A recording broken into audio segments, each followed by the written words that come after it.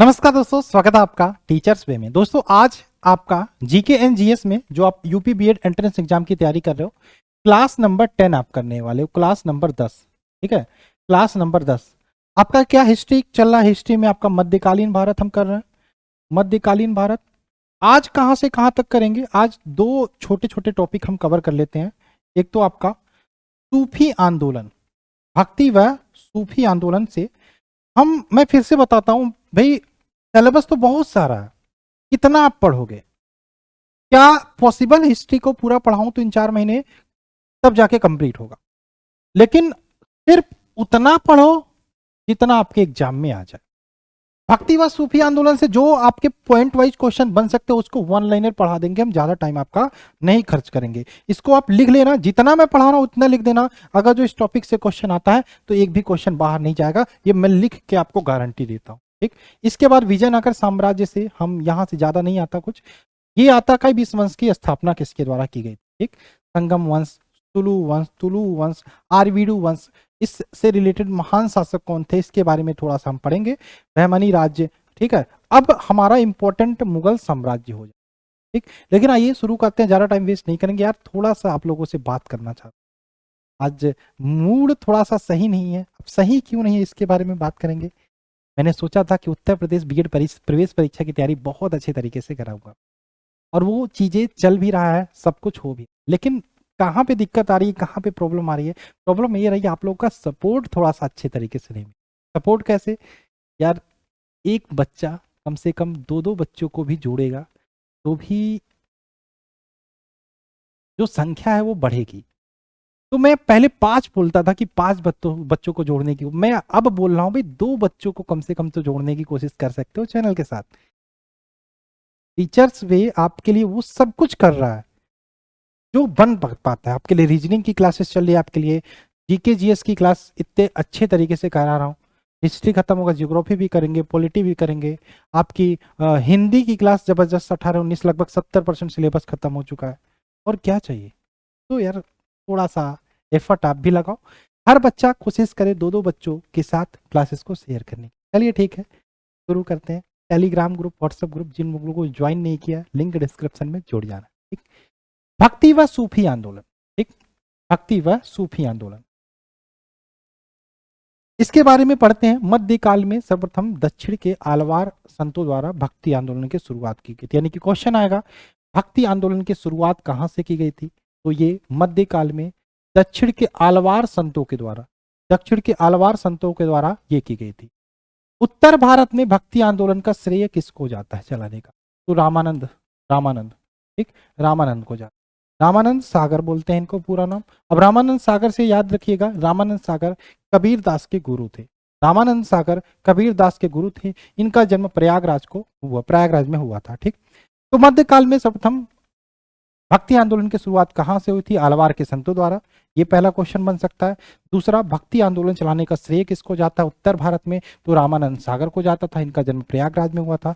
कबीर दास की बात करें, हिंदू मुस्लिम एकता पर बल दिया था। कबीर दास की रचना की बात करें तो इनका रचना है बीजक। बीजक की बात करें, ये संग्रह है किसका, साखी सबद रमैनी का। साखी सबद रमैनी, साखी सबद रमैनी का संग्रह है जिसको बोलते हैं बीजक। ठीक, कबीर दास। कबीर दास का जन्म की बात करें तो इनका जन्म भी कहते हैं बनारस में लहर तारा नामक तालाब के किनारे इनको पाया था। नीरू नीमा नामक जो जुलाहे थे, जो जुलाहे जंपति थे जिन्होंने इनका पालन पोषण किया था। और बस यही मिलता है, इनकी मृत्यु मगहर में आके हो जाती है, ये आप याद रखिएगा। और इनकी रचना बीजक है। ठीक, हिंदू मुस्लिम एकता पर बल देने का कार्य किया था कबीर दास ने। उसके बाद गुरु नानक से रिलेटेड कुछ पॉइंट याद रखिएगा। गुरु नानक का जन्म कहाँ हुआ था, नानकाना साहब, नानकाना साहब तलवंडी, नानकाना साहब तलवंडी में गुरु नानक का जन्म हुआ था। चैतन्य महाप्रभु के बारे में जानूंगा। बंगाल में भक्ति आंदोलन के प्रवर्तक कौन थे, चैतन्य महाप्रभु। बंगाल में भक्ति आंदोलन के प्रवर्तक कौन थे, चैतन्य महाप्रभु। अब जो सबसे मोस्ट इंपॉर्टेंट हो जाता है, विभिन्न वाद एवं प्रणेता उसके कौन, बहुत ही इंपॉर्टेंट हो जाता है आपके लिए, इसको आप एकदम रट डालो। अद्वैतवाद के प्रवर्तक कौन माने जाते हैं, शंकराचार्य। अद्वैतवाद के प्रणेता या प्रवर्तक कौन माने जाते हैं, शंकराचार्य, ये मोस्ट इंपॉर्टेंट। विशिष्टाद्वैतवाद के रामानुजाचार्य, विशिष्टाद्वैतवाद के प्रवर्तक रामानुजाचार्य। द्वैताद्वैत के निम्बकाचार्य और शुद्वैतावाद के वल्लभाचार्य। ये चारों आप एकदम याद कर डालो। एकदम रट डालो, ठीक, एकदम रट डालो, ठीक। कि रामानुजाचार्य की बात करें, ये विशिष्टाद्वैतवाद के प्रवर्तक माने जाते हैं। इसके अलावा अगर जो मैं बात करूं आपके द्वैताद्वैत के प्रवर्तक माने जाते हैं निम्बकाचार्य, शुद्धैतावाद के वल्लभाचार्य और द्वैतवाद के शंकराचार्य। ये आप चारों याद कर डालो, इसको मत छोड़ना, ठीक। और इतना इंपॉर्टेंट है नहीं, कबीर दास को याद रखिएगा, सिकंदर लोधी के ये समकालीन थे, ये आप याद रख सकते हो। और यहाँ से वैसे खासे क्वेश्चन बनते नहीं।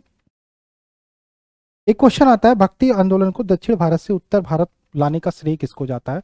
तो भक्ति आंदोलन को दक्षिण भारत से उत्तर भारत लाने का श्रेय रामानंद को जाता है। रामानंद कौन थे? कबीर दास के गुरु थे, ठीक है। चलिए अब आते हैं हम विजयनगर साम्राज्य की बात करें। विजयनगर साम्राज्य की बात करें, सबसे पहला क्वेश्चन, विजयनगर साम्राज्य की स्थापना किसके द्वारा की गई थी? तो हरिहर और बुक्का नामक दो भाइयों के द्वारा की गई थी। विजयनगर साम्राज्य की स्थापना किसके द्वारा की गई थी? हरिहर और बुक्का नामक दो भाइयों के द्वारा की गई थी। इसको आप याद रखिएगा, इसको लिख लीजिए हेडिंग डाल के, विजयनगर साम्राज्य हरिहर और बुक्का नामक दो भाइयों ने स्थापना की। अब विजयनगर साम्राज्य में कौन कौन से राजवंश आए? तो संगम वंश आया, तुलु वंश, आरवीडु वंश। संगम वंश की बात करें, ये हरिहर और बुक्का नामक दो भाइयों ने की थी। संगम वंश की बात करें, इसकी स्थापना भी हरिहर और बुक्का नामक दो भाइयों ने की थी, ठीक। इसमें सूफी के बारे में हमने पढ़ा, सूफी से रिलेटेड उतने क्वेश्चन आते नहीं है, याद रखिएगा, ठीक। सूफी से रिलेटेड उतने क्वेश्चन आते नहीं है, ठीक।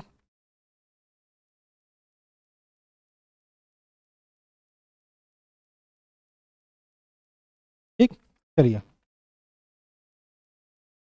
तो बात करें हम यहाँ पे, विजयनगर साम्राज्य की स्थापना हरिहर और बुक्का नामक दो भाइयों ने की थी, ठीक।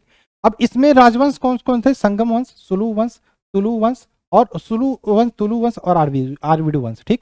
एक क्वेश्चन देखो, हरिहर और बुक्का के पिता का नाम था संगम, इनके पिता का नाम था संगम, ठीक। और इसके बाद इन्होंने पिता के नाम पर ही संगम वंश की स्थापना की, संगम वंश की स्थापना की थी। शासनकाल इंपॉर्टेंट नहीं है, तो संगम वंश के संस्थापक कौन थे? हरिहर और बुक्का, ये दोनों भाई थे। उसके बाद सुलु वंश के संस्थापक कौन थे? नरसिंह सुलु। तुलु वंश के संस्थापक कौन थे? वीर नरसिंह। ये बहुत थोड़ा टॉपिक बड़ा के, लेकिन आप उतना ही पढ़ो जितना एग्जाम में, मैं फिर से बोलता हूँ। आरवीडु वंश के संस्थापक कौन थे? तिरुमल, इसको आप याद रख सकते हैं।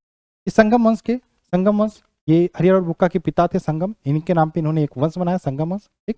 और हरिहर और बुक्का इसके संस्थापक थे। सुलु वंश के नरसिंह सुलु, तुलु वंश के वीर नरसिंह, और अगर जो बात करें आरवीडु वंश के संस्थापक कौन थे? तिरुमल। आरवीडु वंश के संस्थापक कौन थे? तिरुमल, ठीक। इसके अलावा अगर जो आपसे क्वेश्चन पूछ सकता है, ये विजयनगर की बात करें, ठीक है, विजयनगर का मतलब क्या होता है? विजयनगर का मतलब क्या होता है? विजयनगर का होता है जीत का शहर, जीत का शहर, विजयनगर का शाब्दिक अर्थ, ये भी याद रखिएगा। विजयनगर का शाब्दिक अर्थ होता है जीत का शहर, ठीक। चलिए आगे चलें। विजयनगर साम्राज्य के महान शासक में सबसे पहले नाम आता है कृष्णदेव राय का। कृष्णदेव राय किस वंश से रिलेटेड थे? याद रखिएगा, ये तुलु वंश से रिलेटेड थे। तो विजयनगर के महान शासकों में कृष्णदेव राय का नाम आता है, ये तुलु वंश से रिलेटेड थे। तो कृष्णदेव राय के दरबार में याद रखिएगा 8 कवि रहते थे, इन कवियों को अष्ट दिग्गज बोलते थे। 8 कवि रहते थे, इन कवियों को अष्ट दिग्गज बोलते थे। किसके दरबार में? कृष्णदेव राय के। कृष्णदेव राय ने हजार तथा विट्ठल स्वामी मंदिर का निर्माण कराया था, बहुत इंपॉर्टेंट है। विट्ठल स्वामी मंदिर का निर्माण किसने करवाया था? कृष्णदेव राय ने।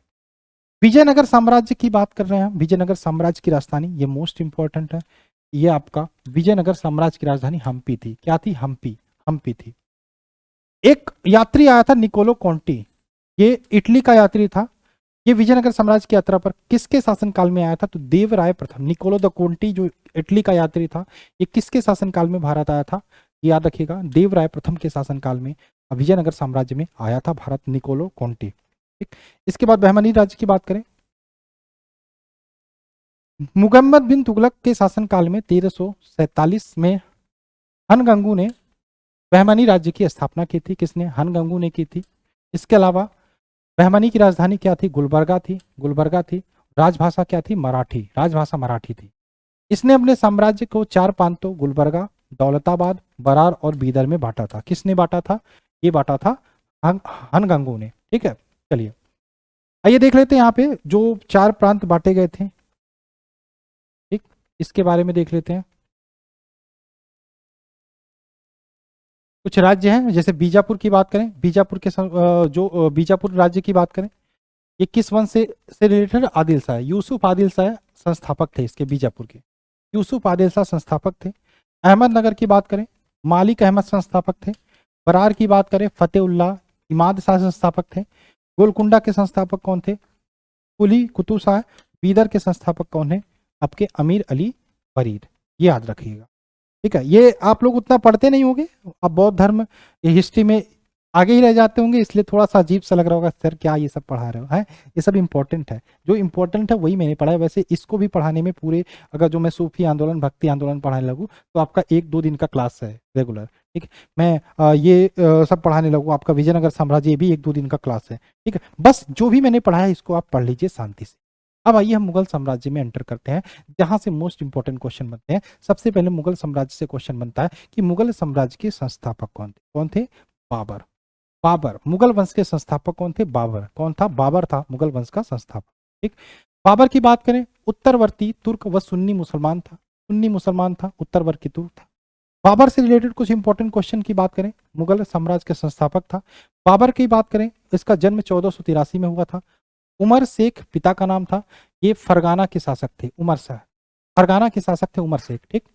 उसके बाद बादशाह की उपाधि इसने कब धारण की थी? 1507 में। तो बाबा ने बाबर ने 1507 में बादशाह की उपाधि धारण की थी। बाबर के 4 पुत्र हुए, हुमायूं, कामरान, अस्करी और हिदाल। 4 पुत्र हुए, हुमायूं, कामरान, अस्करी, हिदाल। कामरान, अस्करी, हिदाल के बारे में आपको सुनने को तो नहीं मिलता, लेकिन हुमायूं के बारे में आप पढ़ते हो। बाबर का बेटा हुमायूं, बाबर का बेटा हुमायूं। बाबर ने भारत पर 5 बार आक्रमण किया था। सबसे इंपॉर्टेंट युद्ध की बात करें बाबर का, जो होता है आपका पानीपत का प्रथम युद्ध। पहली बार तुलगमा युद्ध नीति व तोपखाने का प्रयोग करने के लिए प्रयोग किया। देखो पानीपत का प्रथम युद्ध, ये कुछ युद्ध हैं जिनको आप याद रखिएगा। पानीपत का प्रथम युद्ध, पानीपत का द्वितीय युद्ध, ये मैं आपको फिर से बता देता हूँ, ठीक है। इस तराइन का युद्ध मैंने बताया था 1191 में पहला हुआ था, बाबर और गोरी और पृथ्वीराज चौहान के बीच। तराइन का द्वितीय युद्ध मैंने बताया था 1192 में हुआ था, गोरी और पृथ्वीराज चौहान के बीच, जिसमें गोरी जीता था। मैंने चंदावर का युद्ध बोला था आपको 1194 में हुआ था, जो पृथ्वीराज चौहान गोरी और जयचंद के बीच हुआ था, ठीक है। और इसके बाद हम यहाँ पे पानीपत का प्रथम युद्ध हमने लास्ट क्लास में बताया था। पानीपत का प्रथम युद्ध 1526 में हुआ था। कब हुआ था? 1526 में, ठीक। चलिए आगे चलें। इसने पानीपत के प्रथम युद्ध में तुलगमा युद्ध नीति और तोपखाने का प्रयोग किया था, ठीक। आइए हम देख लेते हैं बाबर द्वारा प्रमुख लड़े गए युद्ध के बारे में, ये जो आपका इंपॉर्टेंट है, जिनसे क्वेश्चन बन सकता है, जिसमें पानीपत का प्रथम युद्ध भी है। पानीपत का 1526 में, जो बाबर और इब्राहिम लोदी के बीच में हुआ था, पानीपत का प्रथम युद्ध। इसके बाद खानवा का युद्ध बाबर ने लड़ा था 1527 में, बाबर व राणा सांगा के बीच। चंदेरी का युद्ध 1528 में, बाबर व मेदिनी राय के बीच। घग्घरा या घग्घर का युद्ध भी इसे बोलते हैं, 1529 में, बाबर व अफगानों के बीच, ठीक है। तो पानीपत का प्रथम युद्ध कब हुआ था? 1526 में। कब हुआ था? 1526 में, याद रखिएगा, ठीक। और इस प्रथम युद्ध में याद रखिएगा बाबर विजयी हुआ था। कौन हुआ था? बाबर। बाबर विजयी हुआ था। और ये सारे युद्ध की बात करें, इसमें भी बाबर जीता था, ठीक। चलिए, तो पानीपत का प्रथम युद्ध बोलो 1526 में कब हुआ था? 1526 में। किसके किसके बीच? बाबर व इब्राहिम लोदी। बाबर जीता। खानवा का युद्ध 1527 में हुआ था। ये इंपॉर्टेंट है, इसलिए मैं बार बार बोल रहा हूँ। बाबर व राणा सांगा के बीच। चंदेरी का युद्ध 1528 में, बाबर व मेदिनी राय के बीच। घाघरा का युद्ध या घग्घर का युद्ध भी बोलते हैं जिसको, ये हुआ था 1529 में, बाबर व अफगानों के बीच। चारों युद्धों की बात करें, पानीपत, खानवा, चंदेरी, घग्घर, ये बाबर विजयी था। बाबर को उसकी उदारता के लिए कलंदर की उपाधि भी दी गई थी, कलंदर, ठीक। 48 वर्ष की आयु में बाबर की मृत्यु हो गई, जिसे आगरा के आराम बाग में दफनाया गया था। तो बाबर को कहाँ दफनाया गया था? आगरा के आराम बाग में। कहाँ दफनाया गया था? आगरा के आराम बाग में, ठीक। चलिए, अब कुछ इंपॉर्टेंट पॉइंट है, इनको देख लेते हैं बाबर से रिलेटेड। कोहिनूर हीरा के बारे में आपने सुना होगा, जो ब्रिटेन के पास है कोहिनूर हीरा, हुमायूं ने ग्वालियर के दिवंगत राजा विक्रमाजीत के परिवार से प्राप्त की। किसने? हुमायूं ने। कहां से? ग्वालियर के दिवंगत राजा विक्रमाजीत के परिवार से प्राप्त की थी। बाबर की आत्मकथा की बात करें, बाबरनामा, ये किस भाषा में लिखी गई? तुर्की में। तुर्की में लिखी गई, ठीक। और अगर जो मैं बात करूं, बाबरनामा का फारसी अनुवाद किसने किया था? अब्दुल रहीम खान खाना ने। बहुत इंपॉर्टेंट है। बाबर का उत्तराधिकारी कौन था? बाबर का उत्तराधिकारी कौन था? हुमायूं था। हुमायूं था, बाबर का पुत्र था हुमायूं, ठीक। तो ये याद रखिएगा, बाबर ने बाबर ने सॉरी ये हुमायूं ने कोहिनूर हीरा ग्वालियर के दिवंगत राजा विक्रमादित्य के परिवार से प्राप्त की थी। बाबर ने अपनी आत्मकथा लिखी थी बाबरनामा, ये किस भाषा में लिखी? तुर्की भाषा में। बाबरनामा का फारसी अनुवाद अब्दुल रहीम खान खाना ने किया था और बाबर का उत्तराधिकारी हुमायूं हुआ। कौन हुआ? हुमायूं हुआ। ठीक, चलिए हुमायूं के बारे में थोड़ा सा पढ़ लेते हैं। हुमायूं 1530 से 1556 तक इन्होंने शासन किया था। हुमायूं ने अपने राज्य का बंटवारा अपने भाइयों में कर दिया। क्या कर दिया? भाइयों में कर दिया। 1533 में उसमें दीन पनाह नामक नगर की स्थापना की। दीन पनाह नामक नगर की स्थापना करने वाला शासक कौन था? हुमायूं था। जून 1539 में हुमायूं तथा शेर खां के बीच चौसा का युद्ध हुआ। तो चौसा का युद्ध कब हुआ? किसके बीच हुआ? हुमायूं और शेर खां के बीच, जिसमें हुमायूं पराजित हुआ, हुमायूं हार गया। ठीक है, तो शेर खां और हुमायूं के बीच चौसा का युद्ध हुआ था, जिसमें हुमायूं की हार हुई थी। ठीक, 1539 में। उसके बाद 1540 में हुमायूं और शेर खां के बीच कन्नौज व बिलगाम का युद्ध हुआ। फिर से युद्ध होता है, कन्नौज और बिलगाम का युद्ध इंपॉर्टेंट है। हुमायूं व शेर खां के बीच, जिसमें हुमायूं पुनः पराजित हुआ और पुनः हार गया, और वो क्या किया? भारत छोड़कर भाग गया। भाई 2 युद्ध हारने के बाद उसके पास बचेगा क्या? है, इज्जत ही नहीं होगी, तो वो भाग जाएगा। ठीक, तो पहला युद्ध हुआ था जून 1539 में हुमायूं शेर खां के बीच चौसा के युद्ध, जिसमें हुमायूं की हार हुआ था। उसके बाद 1540 में हुमायूं और शेर खां के बीच कन्नौज या बिलग्राम का युद्ध होता है, जिसमें फिर से हुमायूं हार जाता है और भारत छोड़कर भाग जाता है। ठीक, इसके बाद बात करें हुमायूं के निर्वासन काल में, जब वो नहीं था, जब भाग गया था, अमरकोट के हिंदू शासक जो होते वीर सार के महल में अकबर का जन्म हुआ था। मतलब हुमायूं जब भाग गया है, तो 1542 में अमरकोट के हिंदू शासक वीर साल के महल में अकबर का जन्म हुआ था। अकबर आता एक महान शासक बोलते। उसके बाद 1555 ईस्वी में मच्छीवाड़ा एवं सरहिंद के युद्ध में हुमायूं ने अपने खोया हुआ साम्राज्य फिर से प्राप्त कर लिया था। फिर से प्राप्त किया था हुमायूं ने, जो उसका साम्राज्य खो गया था, मतलब हार गया था, उसको फिर से प्राप्त कर लिया। अब इसकी मृत्यु कैसी होती है? अजीब सी मृत्यु होती है। वे 1556 में दीनपना भवन में स्थित पुस्तकालय के भवन की सीढ़ियों से गिरकर इसकी मृत्यु भी हो जाती है और हुमायूं का टाइम पीरियड, हुमायूं खत्म हो जाता है। तो 1556 में किसकी, कौन सा ऐसा शासक था जिसका पुस्तकालयों की सीढ़ियों से गिरने से मृत्यु हो जाती है? तो कौन था? हुमायूं। हुमायूं कौन था? हुमायूं। ठीक है, अब अकबर का भी जन्म हो गया है, ध्यान रखिएगा। अब आता है शेरशाह सूरी। क्वेश्चन बहुत इंपॉर्टेंट आता है, शेरशाह सूरी के बचपन का नाम क्या था? तो इसका नाम फरीद खान था। असली नाम, बचपन का नाम क्या था? फरीद खान था। शेरशाह सूरी के बचपन का नाम या असली नाम क्या था? फरीद खान। इसके पिता हसन खां सासाराम के जमींदार थे। तो शेरशाह सूरी, ध्यान रखिएगा, बचपन का नाम फरीद खां था, ये इंपॉर्टेंट है। 1540 में कन्नौज के युद्ध में विजयी होने के बाद उसने शेरशाह की उपाधि धारण की थी। शेरशाह की उपाधि धारण की थी जब उसने हुमायूं को हराया था। ठीक, चलिए, उसने पुराने सिक्कों की जगह शुद्ध सोने व चांदी के सिक्के जारी किए थे। कितनी अच्छी बात थी भैया, चांदी और सोने का सिक्का उस टाइम चल रहा था। फिर से जाने का मौका मिले कि जाओगे आपने? उस टाइम कीमत नहीं थी ना, वैल्यू नहीं थी। बाद में अंग्रेज लूट लूट के चले गए सब। चलिए, उसने पुराने सिक्कों की जगह शुद्ध सोने व चांदी के सिक्के जारी किए। उसने जब्ती प्रणाली लागू की, जिसके अंतर्गत लगान का निर्धारण भूमि व माप के आधार पर किया जाता है। यानी कि जिसके पास भूमि ज्यादा है वो ज्यादा लगान देगा। ठीक है, उसके आधार पर लगान का निर्धारण किया जाता है। ठीक, चलिए, शेरशाह ने रुपया का प्रचलन शुरू किया, जो 178 ग्रेन चांदी का होता था। रुपया का प्रचलन शुरू किया। उसने दिल्ली में पुराने किले का निर्माण करवाया, उसके अंदर किला, एक कोहना का मस्जिद का भी निर्माण करवाया था। पद्मावत की रचना, पद्मावत मूवी आई थी, आपने देखा। मलिक मोहम्मद जैसी ने इसकी रचना की थी। किसके शासनकाल में की थी? शेरशाह सूरी। शेरशाह सूरी के ही शासनकाल में पद्मावत की रचना की गई थी, इसको भी याद रखिएगा। शेरशाह का मकबरा कहाँ स्थित है, ये क्वेश्चन है। तो सासाराम में। सासाराम में आपका शेरशाह का मकबरा स्थित है। सासाराम, सासाराम बिहार में स्थित है। ठीक, चलिए, कलिंजर विजय अभियान के दौरान शेरशाह का तोप फटने से इसकी भी मृत्यु अजीब सा होती है। तोप फट जाता है और खुद मर जाता है। तो फट जाता है। तो कलिंजर विजय अभियान के दौरान शेरशाह की तोप फटने से मृत्यु हो जाती है। शेरशाह से रिलेटेड इंपॉर्टेंट क्वेश्चन पूछता है, शेरशाह ने सड़क ए आजम या ग्रांड ट्रंक रोड जो बोलते हैं उसका निर्माण करवाया था, जो सोनारगांव से पेशावर तक जाती है। तो ग्रांड ट्रंक रोड निर्माण करने का श्रेय किसको जाता है? शेरशाह सूरी को जाता है, जिसको इसने सड़क ए आजम भी बोला था। ठीक, तो इतना रहने देते हैं। अकबर के बारे में कल पढ़ेंगे।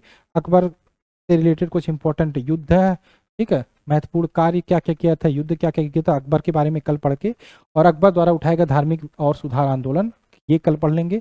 इसके बाद जहांगीर कल पढ़ लेंगे। ठीक, शाहजहां के बारे में भी कल पढ़ लेंगे। ठीक, और औरंगजेब के बारे में भी कल पढ़ लेंगे। ठीक, कल इतना पढ़ लेते हैं, बस 2-3 दिन की बात है। उसके बाद आपका ये देखो, मतलब 2 दिन में, मुझे लग रहा है कि 2 दिन में आपका मध्यकालीन भारत खत्म हो जाएगा।